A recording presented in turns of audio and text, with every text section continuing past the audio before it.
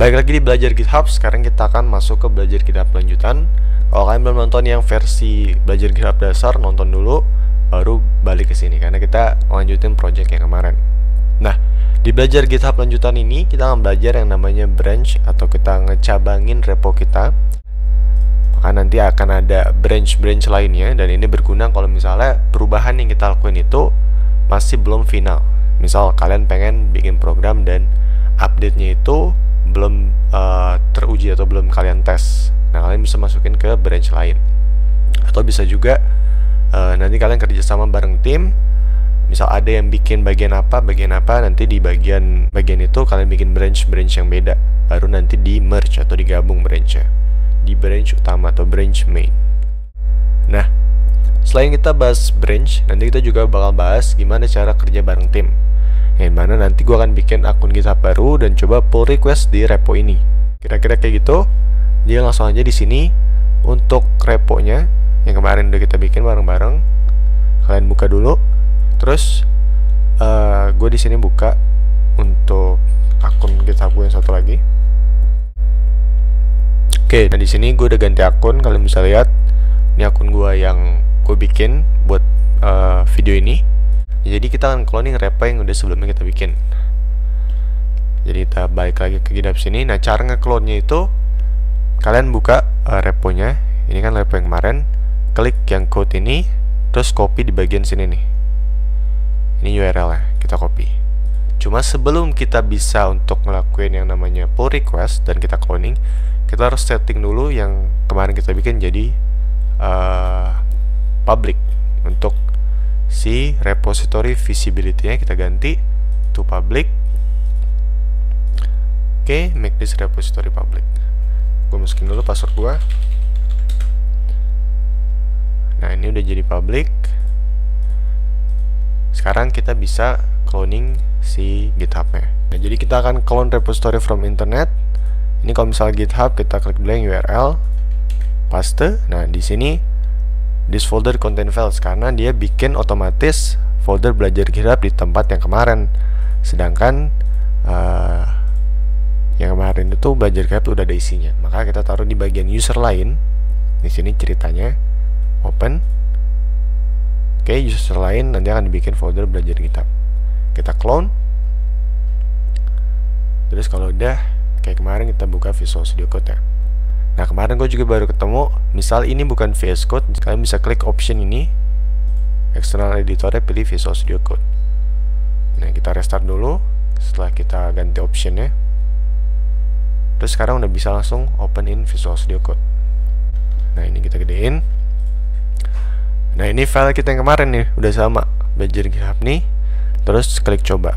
Padahal ini posisinya ada di user lain belajar GitHub. Jadi kita udah nge-clone repo yang kita bikin kemarin, tapi pakai user yang beda. Nah, gimana cara kita tahu kita udah di user yang beda? Kita coba push commitan kita, maka nanti pasti nggak akan bisa langsung masuk. Kita cobain. Di sini kita kasih misalnya H1 push repo dari user lain, misalnya gitu. Terus kita bikin file baru, script.js, misalnya console log hello from other user. Kalau udah di sini kita coba cek di bagian sini source control kayak kemarin, kita state change semuanya, terus kita message perubahan dari user lain, misalnya gitu. Ketika kita commit, nah setelah commit kita buka dulu ininya. Di sini kita coba push origin. Oke. Ketika kita push originnya, nggak langsung bisa nge-push. Di sini tulisannya, do you want to fork this repository? It looks like you don't have write access. Kita nggak punya akses untuk nulis di repo yang Mikolarigi. Sedangkan kita pakai akun yang lain. Nah, maka kita harus bikin fork dulu. Kita fork. Nah, terus kalau udah, you have changed on this branch, what would you like to do with them? Antara to contribute atau kita ubah sendiri aja di lokal kita. Nah, kita pengen contribute to the parent, jadi kita ngubah si repo utamanya. Jadi kita pilih yang atas, continue. Nah, kalau kalian lihat repo kita, belajar GitHub, ini tuh versi forknya. Versi fork tuh berarti bukan yang aslinya, tapi ini versi yang udah diduplikasi dan kita taruh di belajar GitHub user yang lainnya. Nah, ini di fork dulu. Terus kalau kita lihat di sini tuh, this branch is one commit ahead of si Mikolargi belajar GitHub. Jadi branch ini ya, yang kita fork ini itu satu commit lebih maju, lebih duluan daripada yang repo utamanya. Maka untuk bikin si repo utamanya jadi sama, kita harus contribute di sini. Kita baru open pull request. Jadi kita akan nge-request perubahan yang kita lakuin di akun yang lain ke repo utama. Kita open pull request. Nah, ini perubahan yang kita lakuin, kita tambahin push repo dari user lain, sama kita tambahin script.js. Oke. Kalau udah kita create pull request, tulisannya perubahan dari user lain, deskripsinya terima update gua bro, misalnya gitu. Terus create pull request. Nah, ini juga bakal dicek dulu bisa di merge otomatis atau ada konflik. Kalau misalnya nggak ada konflik, kita bisa langsung ngecek di repo utama kita. Oke. Nah, kalau kita cek di repo utamanya yang Mikolargi, di sini ada satu pull request, ya kan? Ada pull requestnya perubahan dari user lain, kita klik. Terus pesannya terima update gua bro. Kita misalnya balas ya. Kita balas. Oke, gue cek dulu. Nah, gitu ya misalnya. Oke, gue cek dulu. Terus kita cek dulu dia ngubah apa di sini. Oke, dia ngubah ini doang. Nggak masalah lah. Balik ke conversation. Di sini kita langsung aja merge pull request ya.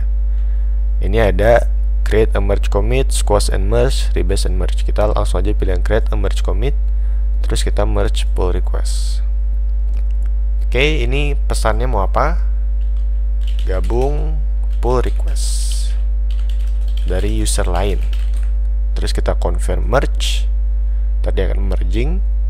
Nah, kalau kita lihat di bagian code, sekarang udah berubah codingan kita.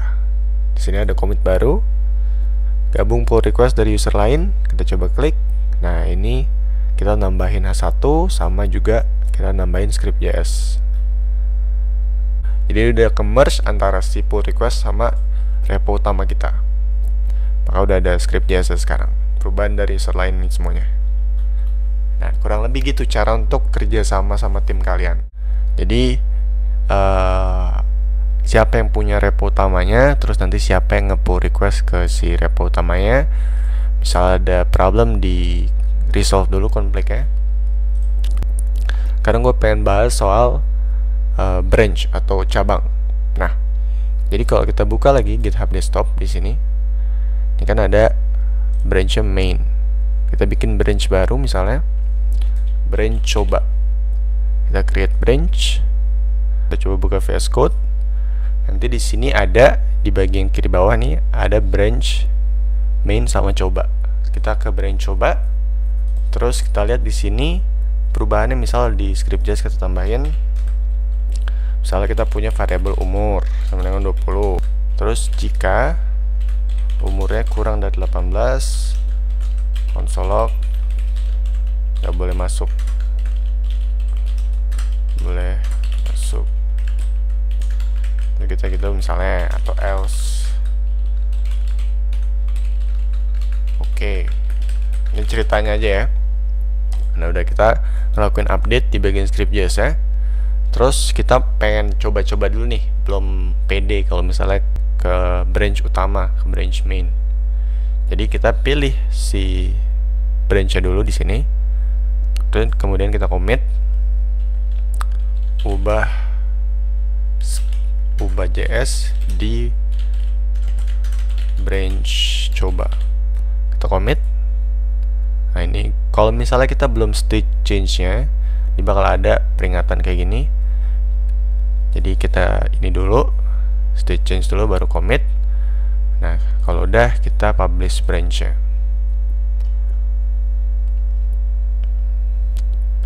Nah, nanti kalau kalian buka di GitHub di sini yang versi fork ya, kalau kita lihat ada yang namanya branch coba. Ketika kita klik, maka akan muncul di sini nih. Branch coba mana? Kalau kita lihat di script.js dia ada perubahannya, tapi kalau yang di branch utama itu nggak kenapa-napa gitu, nggak keubah. Kita lihat di script.js-nya, nah ini kan cuma console log, jadi antar branch ini akan beda file-file ya. Terus di sini ada your main branch isn't protected, karena kita harus untuk branch utama, ketika kita bikin branch lain nanti kita harus protect dulu. Jadi klik aja protect this branch. Terus ini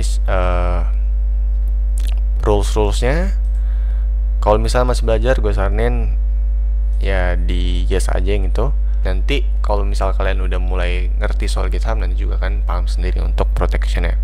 Nah, ketika branch coba ini pengen coba nge-pull request ke si repo utama, itu bisa juga. Jadi kita compare and pull request, misal bisa klik di sini, atau yang kayak tadi open pull request. Nah, cuma kita pastiin dulu. Nah, ini kan udah kan, kita pakai branch coba, title-nya coba request dari branch lain. Kalau udah kita create pull request. Nah, ini udah. Kita ke akun yang satunya di sini, belajar GitHub, terus kita cek di pull request ada yang baru. Nah, ini coba request dari branch lain. Kita lihat dulu. Nah, di sini ada file yang diubah. Oke, dia ngubah itu sama di bagian script.js ya kan. Ini dari Al-Fatih 1453.2 coba, berarti dari branch coba dia. Kita coba merge pull request nih, kita ganti gabung pull request dari Al-Fatih 1453/coba. Kita confirm. Nah, udah. Kita coba lihat lagi di codingan kita, udah nyambung ke si repo utama kita. Nah, ini repo utama kita udah ada perubahan yang tadi kita ubah di branch coba repo user lain. Nah, kalau kalian buka di bagian user yang satunya nih, misal kita ke main di sini. Nah, ini perubahannya itu belum kegabung kan, maka kita harus nge-synchronize dulu forknya. Di sini ada tulisannya this branch is out of date, ya, maka kita harus update dulu branchnya. Nah, baru muncul si ini nih, perubahan yang kita lakuin tadi nih, yang di script.js ya kan. Terus branch coba masih ada gitu, kita bisa nambahin lagi di branch coba, baru nanti kita commit ke repo utama kita. Kurang lebih kayak gitu. Contoh di sini gue misalnya apa ya, GitHub siapa ya, Godot deh, Godot. Kemarin kan gue bahas Godot, cari Godot. Nah, Godot itu open source, jadi yang ngerjain tuh ya orang-orang yang kolaborasi gitu, yang dimana cara collabnya mereka di GitHub. Di Godot di sini ada 13 branch tuh, ada versi-versinya, maka tiap versi kan pasti beda kan filenya.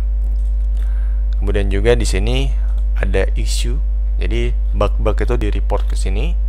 Nah, pull request ada 2000, jadi ada orang yang pengen coba untuk berkontribusi di repo Godot yang utama. Mereka semua tuh semuanya nge-fork ke komputer mereka masing-masing, lakukan perubahan nanti di pull request ke Godot ini. Dan tentunya nggak semuanya bisa diterima, jakal dicek dulu kira-kira gimana, baru nanti ketika udah pasti baru di merge pull request. Ini ada nih, kita lihat komit ada 60.000 kurang lebih. Ini ada merge pull request dari si dia. Nah, itu kurang lebih. GitHub ini berguna banget kalau misalnya kerja sama bareng tim atau di software yang sifatnya open source atau program yang sifatnya open source. Oke, segitu dulu dari gua. Semoga membantu dan semoga bermanfaat. Seperti biasa, jangan lupa ngopi.